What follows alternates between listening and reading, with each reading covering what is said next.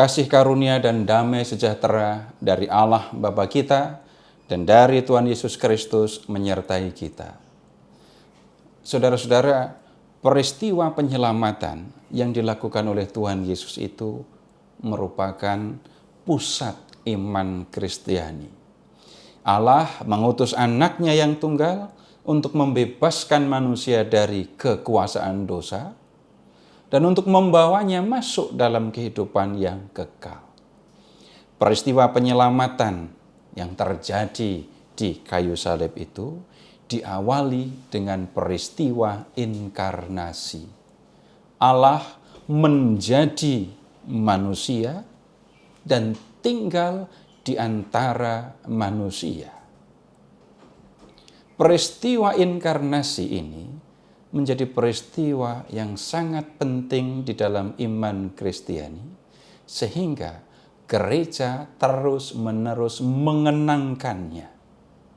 Bahkan gereja mengenangkan ini dalam satu doa, yaitu doa Salam Maria.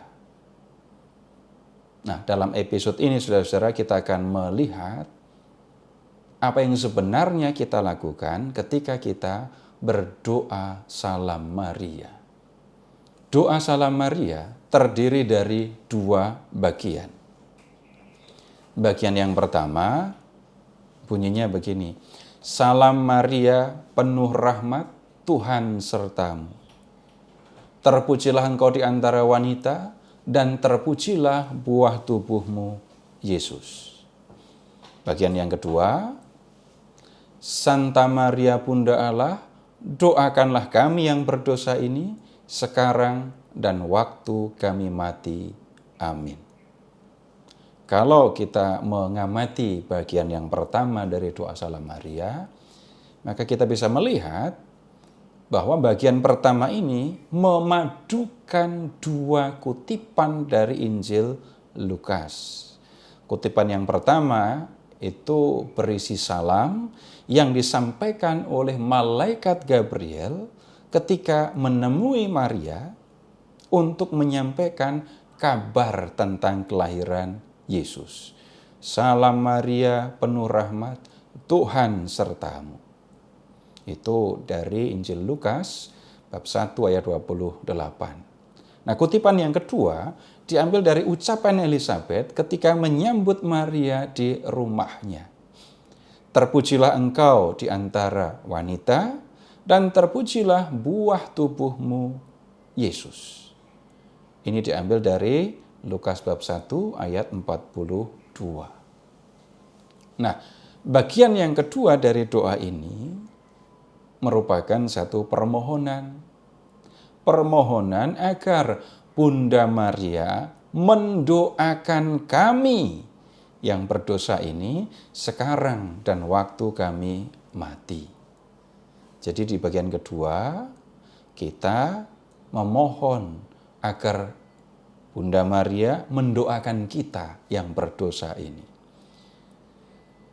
Saudara-saudara, doa Salam Maria itu sebenarnya merupakan doa kontemplatif. Dalam doa ini kita mengenangkan kembali, kita menghadirkan kembali bagaimana Allah menjadi manusia di dalam rahim Maria. Dan ingat kembali, Ia menjadi manusia untuk menyelamatkan kita. Dalam doa Salam Maria, kita dengan rasa kagum, dengan rasa sukacita memandang mukjizat paling besar dalam sejarah, yaitu peristiwa Allah menjadi manusia untuk menyelamatkan manusia. Dan dalam doa Salam Maria, kita membuat kata-kata malaikat Gabriel dan kata-kata Elizabeth yang tercakup dalam doa Salam Maria itu menjadi kata-kata kita sendiri.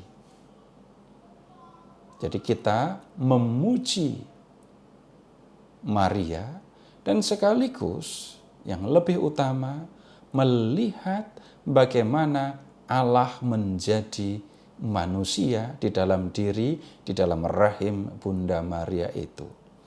Nah, sekarang kita akan melihat bagian-bagian dari doa Salam Maria ini. Salam Maria, penuh rahmat, Tuhan sertamu. Ini kata-kata yang disampaikan oleh malaikat Gabriel ketika menjumpai Maria. Kita juga bisa menerjemahkan kata Salam Maria itu dengan bergembiralah Maria. Malaikat itu menyampaikan salam kepada Maria dan menyebut Maria sebagai pribadi yang penuh rahmat karena Allah sudah memilih Maria untuk mengandung, melahirkan, dan menjadi ibu dari anak Allah yang maha tinggi. Dia dipercaya untuk menjalankan satu tugas yang istimewa berkaitan dengan penyelamatan manusia.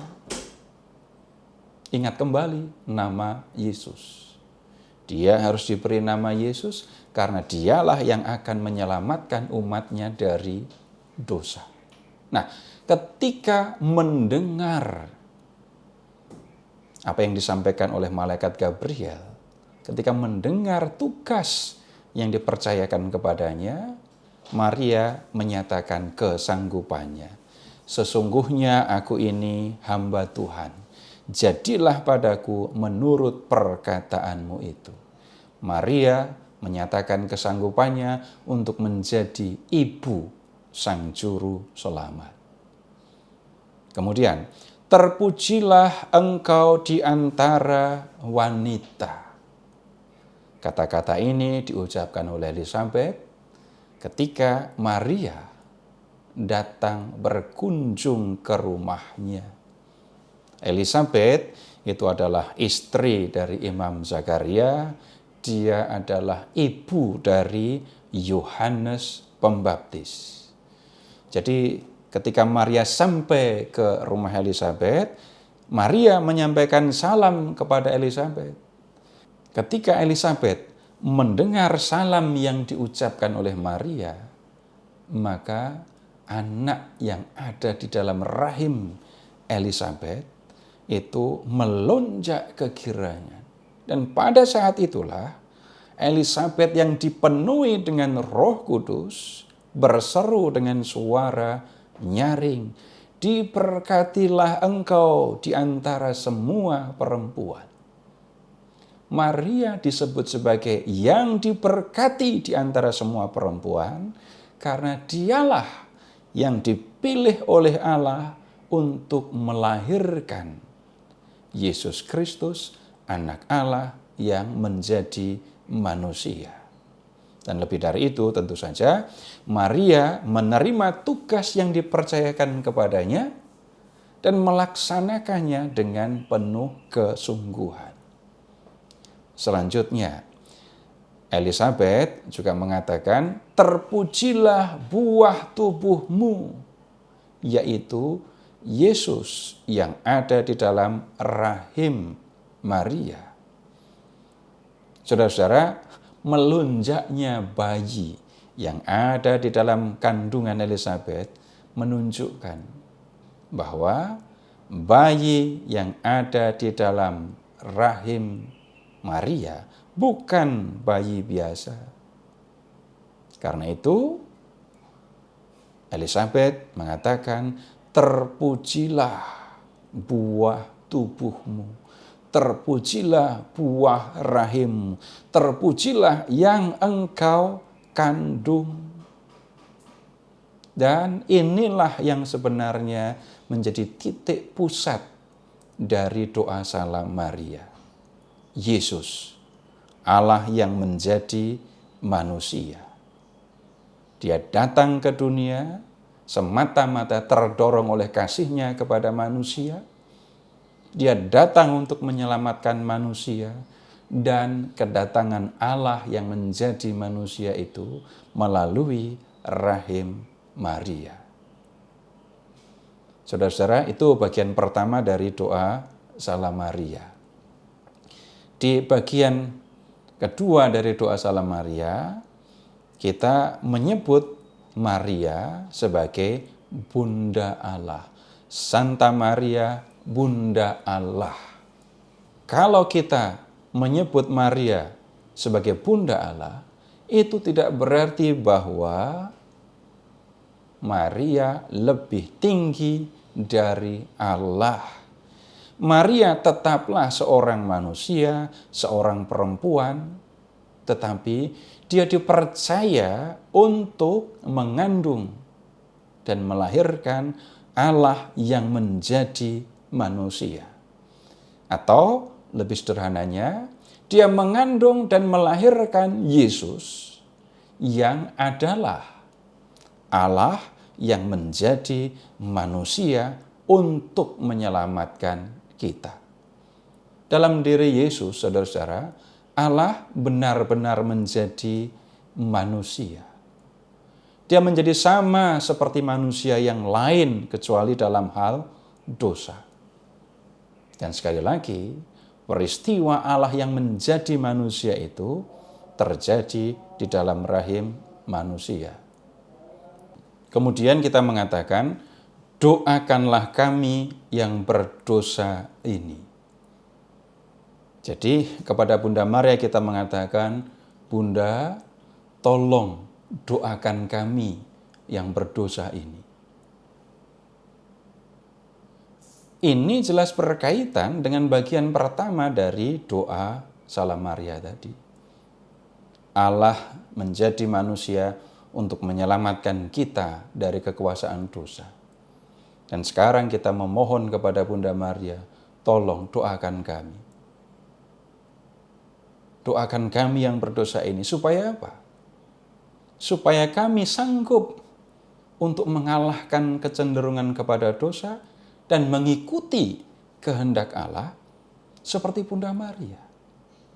Ketika mendengar tugas yang disampaikan oleh malaikat Gabriel kepadanya, Bunda Maria mengatakan, "Aku ini hamba Tuhan, jadilah padaku menurut perkataan."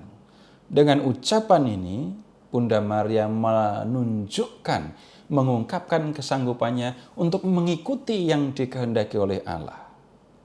Jadi, kalau kita memohon supaya Bunda Maria mendoakan kita yang berdosa ini, tujuannya supaya kita sanggup menolak dosa, supaya kita sanggup melawan kecenderungan kepada dosa, dan hidup dengan mengikuti kehendak Allah. Kursus pendidikan Kitab Suci Santo Paulus merupakan tempat yang istimewa untuk belajar Kitab Suci. Para peserta akan didampingi oleh para dosen yang berkompeten dan berpengalaman di bidangnya.